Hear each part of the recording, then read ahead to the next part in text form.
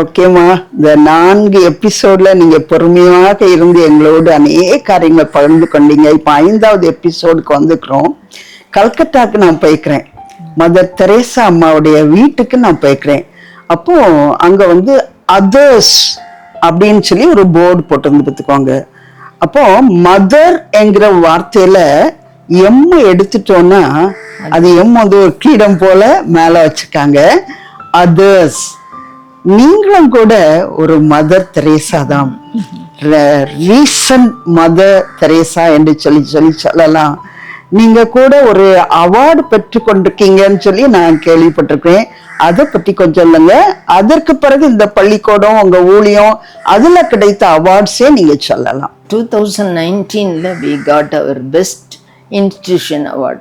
அதுக்கு முன்னால் ஒவ்வொரு வருஷமும் நாங்கள் அப்ளை பண்ணுவோம். ஒவ்வொரு வருஷமும் அப்ளை பண்ணால் எங்களுக்கு கிடைக்கவே கிடைக்காது. நல்ல பில்டிங், நல்ல விதமான வசதி, நல்ல விதமான படிப்பு எல்லாம் இருந்தால் கூட, எல்லாரும் நல்லா இருக்கு சொன்னால் கூட, ஆனாலும் நான் விடாது ஒவ்வொரு வருஷமும் அந்த பெஸ்ட்டு இன்ஸ்டிடியூஷனுக்கு அப்ளை பண்ணுவேன். அப்போ நாங்கள் எல்லாம் பண்ணி நாங்கள் இந்த மாதிரி எங்களுக்கு இந்த வருஷம் எங்களுக்கு கோல்டன் ஜூபிலி கொண்டாடுறோம், எப்படியாவது எங்களுக்கு நீங்கள் கிடைக்கணும் ஏசப்பா, நீர் தான் நான் உம்முடைய பள்ளிக்கூடம் ஆண்டவர், இது உம்முடைய ஸ்கூலு, நீங்கள் உங்களுக்கு கிடைக்கலன்னா எப்படி, அதனால் நீங்கள் கிடைக்கணும் அப்படி ஊக்கமாக ஜெபித்தேன். அப்படி ஜெபிச்சுட்டு அப்ளை பண்ணோம். எங்களுக்கே கிடச்சிது பெஸ்ட்டு இன்ஸ்டிடியூஷன் அவார்டு. சுதந்திர தினத்தன்று நான் போய் அந்த எடப்பாடி ஐயாவோட கையில் நான் வாங்கினேன். ரொம்ப சந்தோஷமாக இருந்தது. ஏசப்பா, இது உங்களுக்கு மகிமை, நாளில்ப்பா நாளில், இது உம்முடைய நாமத்துக்கு மகிமை, இவ்வளோ வருஷம் உழைச்சதுக்கு எங்களுக்கு ஏதாவது ஒன்றுக்கு தரணும்ல, நீங்கள் தந்திருக்கீங்கப்பா, நன்றின்னு சொல்லி ஆண்டவரை நான் துதித்தேன். அதுக்கு முன்னாலே பார்த்தீங்கன்னா, இந்த ஃபீல்டில் வந்த போது எனக்கு திடீர்னு ஒரு ஃபேக்ஸ் மெசேஜ் வந்தது டெல்லியிலேருந்து.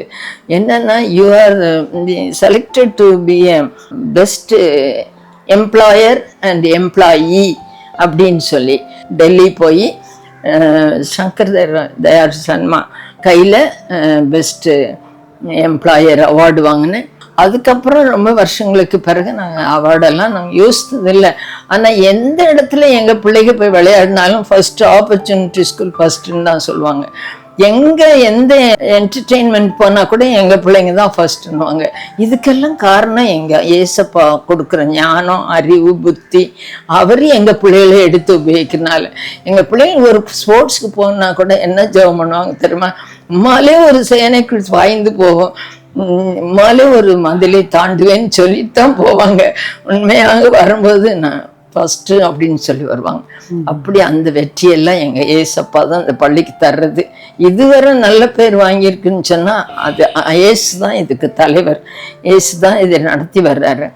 ஒரு தடவை எனக்கு நீங்கள் உங்களுக்கு மதர் தெரேசா அவார்டு கொடுக்குறோம், நீங்கள் வரணும் அப்படின்னு சொல்லி, அப்போ என்ன பிஷப்பும் என்கரேஜ் பண்ணி நீங்கள் போங்கன்னு சொல்லி நான் போய் மதர் தெரேசா அவார்டு எனக்கு கொடுத்தாரு. நான் I am not fit for that, but God has given that award for me. அது ஆண்டவர், இது உமக்கு மகிமைப்பா, நான் இல்லை அப்படின்னு சொல்லி ஆண்டவர்கிட்ட சமூகத்தில் இது பண்ணேன். அது எனக்கு ரொம்ப சந்தோஷமாக இருந்துச்சு. நான் மதர் தெரேசா மாதிரி ரொம்ப பண்ணாட்டாலும் ஏதோ ஆண்டவர் என்னென்ன செய்ய சொல்கிறாரோ அதை தான் நான் செய்துட்டு வர்றேன். கர்த்தருடைய பெரிய கிருபையில் அது ஒரு அவார்டு கிடச்சிது. அதுக்கப்புறமும் திரும்ப எனக்கு புதிய தலைமுறை மூலம் பெஸ்ட் டீச்சர் அப்படின்ட்டு அங்கேயும் அவார்டு கிடச்சிருக்கு. இது எனக்கு இல்லை, உம்முடைய நாமம் மகிமைப்பா. ஆண்டவர் சொல்கிறாரு, இந்த பூமியில் நீ புகழ்ந்த அது அருவருப்பு, ஆனால் உனக்கு பரலோகத்தில் தான் உனக்கு எல்லாம் இருக்கணும்னு சொல்லியிருக்காரு ஆண்டவர். இதெல்லாம் குப்பை தான்ப்பா, ஒன்றும் இல்லை, நீங்கள் எனக்கு பரலோகத்தில் உங்களுடைய ரிவார்டு தரணும் தான் என்னுடைய ஜெபம். ஆண்டவர் அப்படி தான் தருவார், நான் காத்திருக்கிறேன். அதுபோல் எங்களுடைய பள்ளிக்கூடத்தில் உள்ள எல்லா டீச்சர்ஸ் கூட ஒவ்வொருவரும் வரும்போது சில ஹிந்து டீச்சர்ஸ் கூட வருவாங்க. ஹிந்துஸ் வந்தவங்க எல்லாரும் இயேசு அறிந்து தான் போவாங்க. எங்கள் பள்ளியில் வந்தவங்க ஒருத்தராவது ஆண்டவரை அறியாமல் போனதில்லை. அவருடைய நாமம் மகிமைப்படுது. எல்லா டீச்சர்ஸும் நல்லா நல்லா உழைச்சி, இது அவருடைய ஃபீல்டு. ஆண்டவர் தோட்டத்தில், திராட்சை தோட்டத்தில் எல்லாரையும் வேலைக்கு வச்சிருக்காருமா. அவரும் உண்மையாக வேலை செய்தால் கர்த்தர் நமக்கு ரிவார்ட் தருவார். அதுதான் எங்களுடைய தீம், லிஃப்ட் அண்ட் லீட் எங்களுடைய மாட்டோ. அதனால ஒவ்வொரு குழந்தையும் நம்ம தூக்கி விடுறது தான் நம்முடைய வேலை. அந்த வேலையை உண்மையாக செய்வோம்னு சொல்லி எல்லாருமே அதற்காக டெடிகேட் பண்ணி எங்கள் ஹெட் மிஸ்ஸஸ் சாமலி வின்சென்ட் அவங்களும் இதுக்காக பாடுபடுறாங்க. அவங்களும் ஜெபத்தோடு செய்கிறாங்க. அதனால இது ஜெப வீடு தான். இன்னும் நாங்கள் ஒரு பெரிய சேப்பல் கட்டணும். இந்த கேம்பஸ்லேயே ஒரு சேப்பல் இல்லை. நாங்கள் வந்த நாளில் இருந்து ஆண்டோட்ட கேட்டுட்டு இருக்கேன், ஒரு சேப்பல் கட்டித்தாங்க. அவங்க சொல்லிட்டாரு, நீ வேணா கட்டிக்க. ஸோ நாங்கள் we are going to have a chapel in future. நாங்கள் எல்லாம் பிளான் போட்டு வச்சுருக்கோம். கர்த்தருக்கு சித்தமான அடுத்த வருஷத்தில் ஒரு சேப்பல் வந்துடும்னு நாங்கள் விசுவாசிக்கிறோம். தேவன் தருவார். ஆண்டவர் நாமத்துக்கு மகிமை உண்டாகட்டும். இன்னும் நிறைய ஊழியங்கள் நடைபெறுது. உங்களுடைய பிள்ளைகளை எங்களுடைய பள்ளியில் சேர்க்கணும்னா நீங்கள் வந்து காட்டி என்ன விதம், சின்ன 3 வயசுலேருந்து 20 வயசு வரைக்குள்ள எங்கள் பிள்ளைகளை எங்களிடத்தில் பள்ளியிடத்தில் சேர்த்துக்கிறோம். 20 வயசுக்கு மேலே உள்ளவங்கள பிள்ளைகளை வைக்க முடியலன்றவங்கள ஹோமில் நாங்கள் விட்டுறதா இருந்தால் ஹோமில் நாங்கள் வச்சுக்கிறோம். நீங்கள் அதுக்கும் அப்ளை பண்ணலாம். நாங்கள் எங்களுடைய ஃபோன் நம்பரை நீங்கள் வாங்கிக்கிங்க. நீங்கள் வந்தீங்கன்னா உங்களுடைய பெண் பிள்ளைகளுக்காக தனியாக, இன்னும் பாய்ஸ்க்கு நாங்கள் பண்ணால் நல்லது. என் வயசும் கடந்து போயிட்டு கர்த்தர் என்ன செய்வார் தெரியல.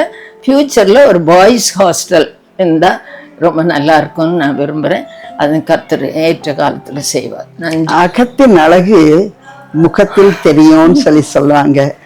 அம்மாவுக்கு 90 வயது ஆனாலும் இளமை மாறாமல் அந்த சிரிச்ச முகத்தோடு இருக்கிறாங்க. அது மட்டும் இல்ல, அம்மாவுடைய சாரியில ஒரு ப்ரோச் பார்த்துருக்கீங்களா? எப்போதும் அவங்க அதை மறக்கவே மாட்டாங்க. அது அவங்களுக்கு இன்னொரு தனி அழகை கொடுக்கறத பார்க்குறோம். இப்போ உள்ள பள்ளிக்கூடத்துல உள்ள டீச்சர்ஸ்க்கு இன்னொரு எக்ஸ்ட்ரா காரியம் செய்யறாங்க. நானும் அந்த பள்ளிக்கூடத்துல வந்து டீச்சர்ஸ் மீட்டிங் எடுப்பதற்கு எனக்கு அனுமதி கொடுத்துருக்குறாங்க. மாதத்துக்கு ஒரு முறை 3வது வெள்ளிக்கிழமை நான் வந்து சந்திப்பது உண்டு. அப்போ அம்மா எல்லாருக்கும் ஒரு நோட் புக்கு கொடுத்து வாரத்துல 10 வசனம் சங்கீதம் படிக்கணும், அதுல எழுதணும். அம்மாவும் எழுதுவாங்க. அதுல நிறைய பேர் நிறைய மனப்பாடம் பண்ணி அது எனக்கு ரொம்ப உற்சாகமா இருக்கும். நானும் அவர்களை உற்சாகப்படுது. அதை குறித்து கொஞ்சம் சொல்லுங்கம்மா. நாட்களை வீணாக்க கூடாது. நம்ம வேத வசனங்களை எவ்வளவா நம்ம படிச்சுக்கிறோமோ அவ்வளவு பிற்காலத்தில் நம்முடைய வாழ்க்கையில நம்ம பைபிளை நம்மகிட்ட வாங்கிட்டா கூட நம்ம இருதயத்துல வேத வசனங்கள் இருக்கும். அதனால நம்ம எவ்வளவு நம்ம சாப்பிட்றது ஒரு பருக்கன்னு சாப்பிட்றது இல்லை, அள்ளி அள்ளி சாப்பிட்றோம் பார்த்தீங்களா? அதே மாதிரி வசனத்தை அள்ளி அள்ளி சாப்பிட்டு படிச்சுக்கணும். அதனால நான் வந்து வசனங்களை சொல்லி கண்டிப்பா எழுதணும்னு சொன்னா எல்லாரும் பார்ட்டிசிபேட் பண்ணுவாங்க. எல்லாரும் வந்து எழுதி எல்லாருக்கும் மார்க் கொடுத்து அவங்களுக்கெல்லாம் கிஃப்ட் கொடுப்போம். ரொம்ப சந்தோஷம். இந்த மாதிரி அந்த ஒரு கிருபையை ஆண்டவர் தந்திருக்காரு. ஜெபத்துல தான் எங்க பள்ளிக்கூடம் போய்கிட்டு இருக்குது. அதனால கர்த்தர் நிச்சயம் எங்களுடைய ஜெபத்தை ஆசீர்வதிப்பார். நான் வந்து அட்டென்ட் பண்ற சர்ச்சிலையும் ஆசீர்வாதமா இருக்கும்படியாக என்னை வச்சிருக்கிறாரு. நான் வந்து சின்ன பிள்ளையா இருக்கும்போதே நான் ஊழியத்துக்கு போனோம், ஃபுல் டைம் மினிஸ்ட்ரியாக செய்யணும், சிஸ்டர்ஸ் மாதிரி இருக்கணும் அப்படின்னு நான் ரொம்ப விரும்புவேன். ஆனால் ஆண்டவர் என்னை இங்கே மெத்தடிஸ்டில் வந்து சேர்த்த பிறகு எப்படிடா அந்த சிஎஸ்ஐயில் நல்ல ப்ளூ சாரிலாம் கட்டி சிலுவை போட்டுக்கிட்டு சிஸ்டர்ஸ் இருப்பாங்க, நம்ம அப்படிலாம் இருக்க முடியாது, பரவாயில்ல நம்ம எப்படியோ வேலை செய்வோம் அப்படின்ட்டு இருந்தேன்.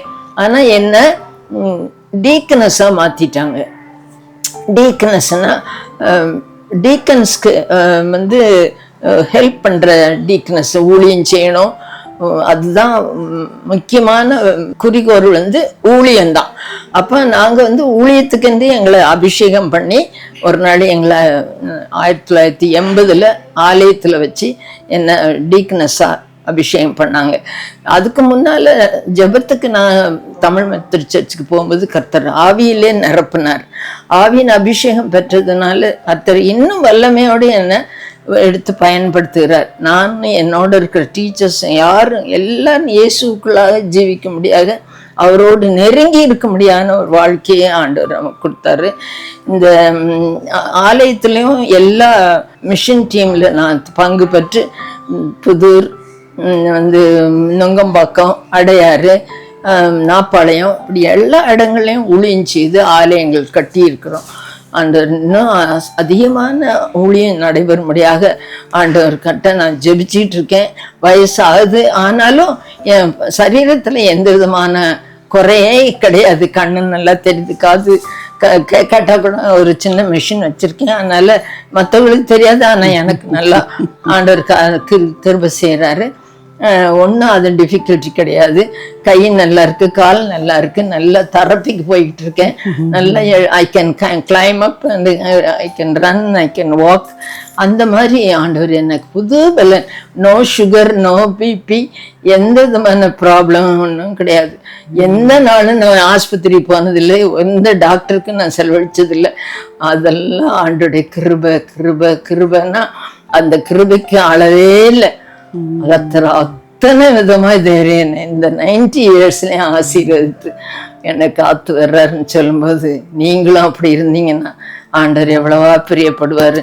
நீங்களுக்கு உங்களை ஆண்டவருக்கு முற்றிலும் ஒப்பு கொடுங்க. Praise the Lord, praise the Lord. இதுவரைக்கும் உங்களுடைய சாட்சி எங்களோடு கூட பகிர்ந்து கொண்டீங்கம்மா. கண்கள்ல கண்ணாடி இல்லாம அந்த சின்ன வேத வசனங்களை, எழுத்துக்கள் உள்ள வேதத்தை வசனத்தை வாசிக்கிறீங்க. ரொம்ப ஆச்சரியமா இருக்குது. நோ சுகர், நோ பிபி, டாக்டர்ஸ்க்கு செலவழிச்சது இல்ல. பெரிய சாட்சி. இன்னும் நீங்க நெடுவழி காலம் சுகத்தோடு பலத்தோட வாழணும்னு சொல்லி நாங்க ஆசிக்கிறோம். உங்களுக்காக ஜெபிக்கிறோம். இத்தனை நேரம் எங்களோடு கூட பகிர்ந்து கொண்டதுக்காக அனைவருக்கும் கிறிஸ்து ஊழியங்கள் மூலமாக உங்களுக்கு எங்களுடைய வாழ்த்துக்களையும் நன்றியும் தெரிவிக்கிறோம். நன்றிமா. தேங்க்யூ.